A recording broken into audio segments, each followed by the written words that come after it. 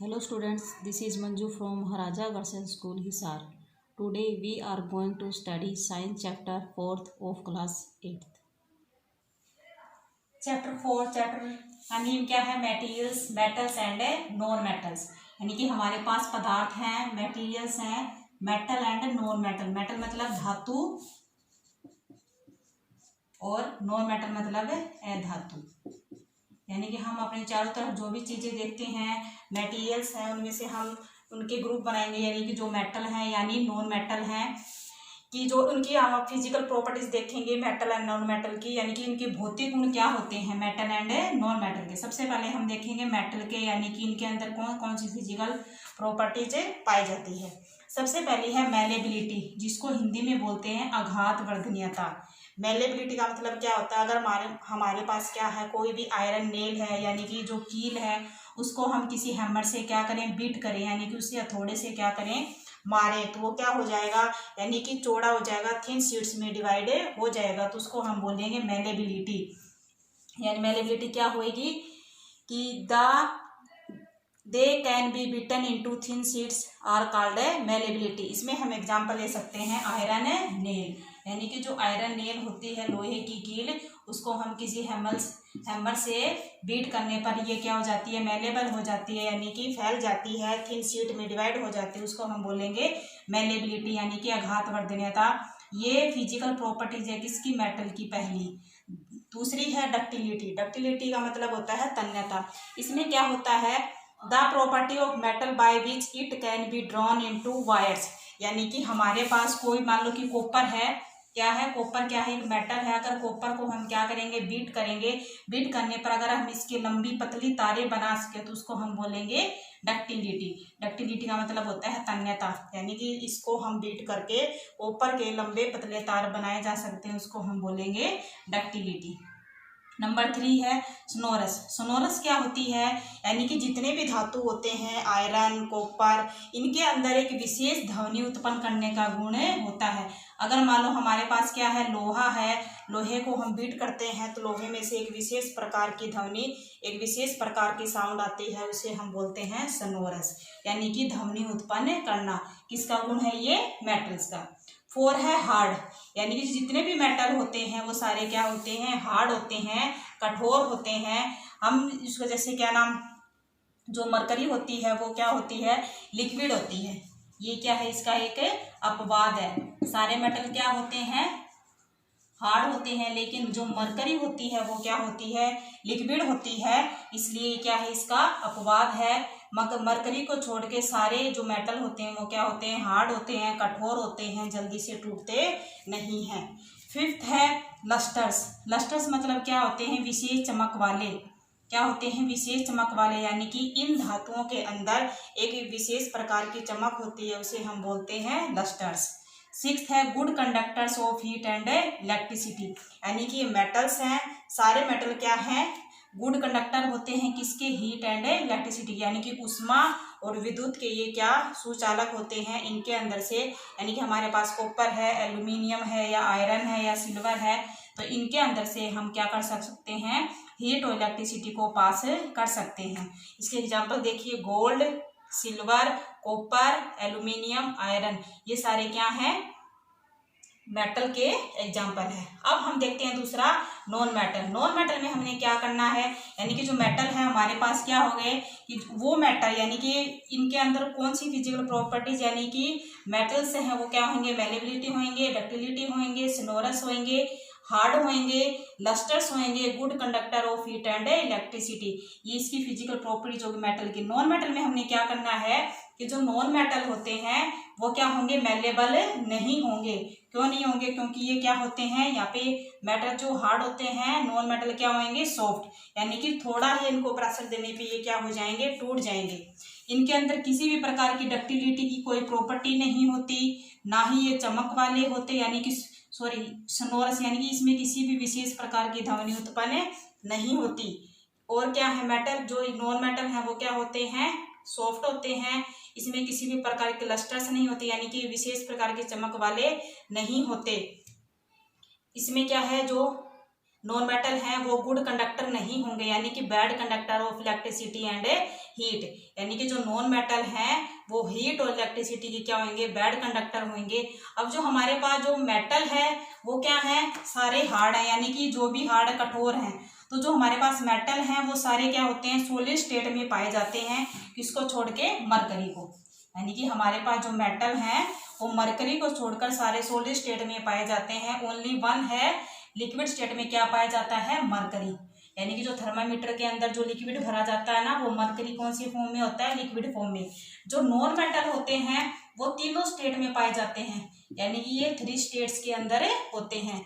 Number 1 है ये gas के अंदर होते हैं, गैस के अंदर जैसे ऑक्सीजन, नाइट्रोजन, ये क्या है, दोनों नॉन मेटल। सेकंड है ये सॉलिड स्टेट में भी होते हैं, सॉलिड स्टेट में मतलब कि कार्बन और फास्फोरस।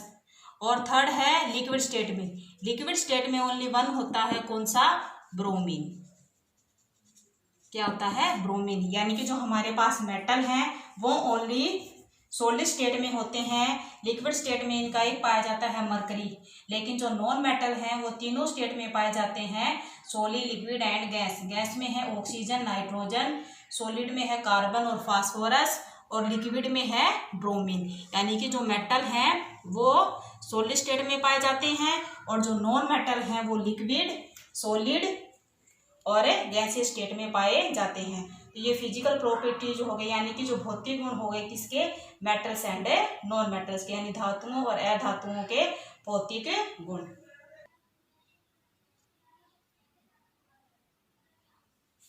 अब हम देखेंगे chemical properties of non metals and non metals, यानी कि रासायनिक गुण क्या होते हैं मेटल्स एंड नॉन मेटल के। सबसे पहले हम लेते हैं मेटल्स, यानी कि मेटल्स लेंगे तो मेटल्स की हम केमिकल प्रॉपर्टीज देखेंगे। रिएक्शन विद ऑक्सीजन, यानी कि हम कोई भी मेटल ले लेंगे, उस मेटल की रिएक्शन हमें किसके साथ करवानी है, ऑक्सीजन के साथ। मान लो हमने आयरन लिया है, आयरन, और आयरन का सिंबल क्या होता है, Fe, इसको हम बोलते हैं आयरन, इसका सिंबल क्या होता है, Fe। आयरन क्या है, मेटल, आयरन क्या है, मेटल। अब आयरन की हमें रिएक्शन करवानी है किसके साथ है, ऑक्सीजन के साथ। किसके साथ करवानी है, ऑक्सीजन के साथ, मतलब कि O2। ऑक्सीजन क्या है, एक गैस है। आयरन की रिएक्शन हमें किसके साथ करवानी है, ऑक्सीजन के साथ है, O2 के साथ। अब जैसे ये गैस है तो आपको पता है, यानी कि जो ये वाटर के साथ, ये क्या है, वाटर, ठीक है। तो जो ऑक्सीजन और वाटर ये दोनों मिलकर, ऑक्सीजन एंड वाटर दोनों मिलकर आयरन के साथ क्या बनाते हैं, फेरिक ऑक्साइड बनाते हैं। यानी कि फेरिक ऑक्साइड बनेगा तो हम आम भाषा में इसको कहते हैं जंग लगना। यानी कि हमारे घरों के अंदर जो भी लोहे की वस्तु होती हैं, अगर वो ऑक्सीजन और पानी के संपर्क में आ जाती हैं तो उससे क्या बनता है, जंग लगता है, यानी कि रस्ट की प्रोसेस शुरू हो जाती है। तो क्या बनेगा, Fe2O3 और XH2, यानी ये क्या है, रस्ट। ये क्या है, रस्ट, यानी Fe2O3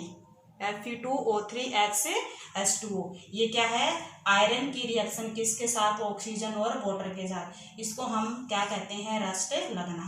सेकंड अगर हम ले मैग्नीशियम, क्या है, मैग्नीशियम। मैग्नीशियम का सिंबल होता है Mg। क्या होता है, Mg की हमें रिएक्शन करवानी है ऑक्सीजन के साथ, यानी कि O2। क्या बनेगा, MgO। क्या बनेगा, MgO, यानी कि मैग्नीशियम ऑक्साइड, मैग्नीशियम ऑक्साइड, ये फेरिक ऑक्साइड। अब हम क्या समझे कि जो मेटल है वो जनरली ऑक्सीजन के साथ रिएक्ट करके क्या बनाते हैं, ऑक्साइड। क्या बनाते हैं, ऑक्साइड। तो जो ऑक्साइड बनाते हैं तो उसको हम क्या कर सकते हैं, यानी कि हमने जो मैग्नीशियम रिबन लिया है, ये वाला क्या लिया है, मैग्नीशियम रिबन, उसकी हमें क्या करवानी है, ऑक्सीजन के साथ रिएक्ट करवाना है, तो क्या बनेगा, मैग्नीशियम ऑक्साइड। तो जो ये मैग्नीशियम रिबन है जब जलता है वाटर, और इसकी हम अगर टेस्ट करें तो किससे करेंगे, बेसिक, या इसकी एसिडिक और बेसिक नेचर प्राप्त करने के लिए हमें क्या लेना पड़ेगा, लिटमस पेपर। लिटमस पेपर अगर ब्लू को क्या करते हैं, ब्लू लिटमस अगर रेड हो जाता है तो वो क्या होगा, एसिडिक। अगर रेड लिटमस ब्लू हो जाए तो वो क्या हो जाएगा, बेसिक। ठीक है। अब जैसे हमारे पास है कॉपर, यानी कि क्या है कॉपर, तो कॉपर भी क्या है एक मेटल है, यानी कि हमारे घरों के अंदर क्या होता है कॉपर की जो मटेरियल होते हैं वो क्या होते हैं, वो भी क्या करते हैं रिएक्ट करते हैं किसके साथ है ऑक्सीजन के साथ रिएक्ट करते हैं और क्या बनाते हैं वो भी रस्टिंग की प्रोसेस करते हैं। मान लो कि oxygen plus CO2 plus H2O, यानी कि जो कॉपर है कॉपर का सिंबल होता है Cu, क्या होता है Cu, कॉपर ऑक्सीजन के साथ ये क्या हो जाएगी मोस्ट एयर, यानी कि नमी वाली एयर, नमी वाली हवा भी बोल सकते हैं। यानी कॉपर ऑक्सीजन और कार्बन डाइऑक्साइड और वाटर के साथ रिएक्ट करके क्या बनाएगी कॉपर हाइड्रोक्साइड और कॉपर कार्बोनेट, क्या बनाएगी कॉपर CuOH की होल ट्वाइस प्लस CuCO3, यानी कि कॉपर हाइड्रोक्साइड और कॉपर कार्बोनेट, यानी क्या बनाएगी कॉपर कार्बोनेट और कॉपर हाइड्रोक्साइड, यानी कि कॉपर ऑक्सीजन कार्बन डाइऑक्साइड और पानी के साथ मिलकर क्या बनाती है CuOH की whole twice copper hydroxide plus CuCO3 copper carbonate. अब हम देखेंगे, पहले हमने देखी थी रिएक्शन किसके साथ है मेटल के साथ, अब हम देखेंगे रिएक्शन विद ऑक्सीजन किसकी नॉन मेटल, यानी कि हमारे पास क्या है अब नॉन मेटल, यानी कि अधातु है। अधातु के रूप में हम क्या लेंगे सल्फर,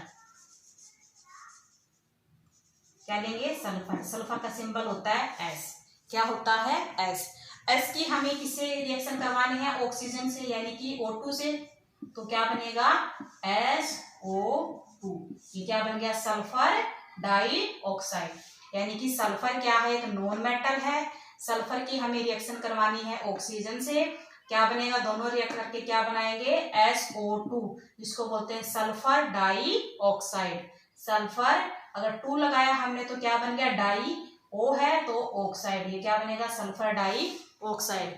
जब हम सल्फर डाइऑक्साइड की क्रिया किससे करवाते हैं वाटर से, यानी कि हमारे पास है SO2 मतलब सल्फर डाइऑक्साइड, सल्फर डाइऑक्साइड की हम क्रिया करवाते हैं H2O से, तो ये क्या बनता है एक प्रकार का सल्फरस एसिड बनता है, क्या बनेगा H2SO3, ये क्या है सल्फरस ऑक्साइड, ये क्या बनेगा सल्फरस ऑक्साइड।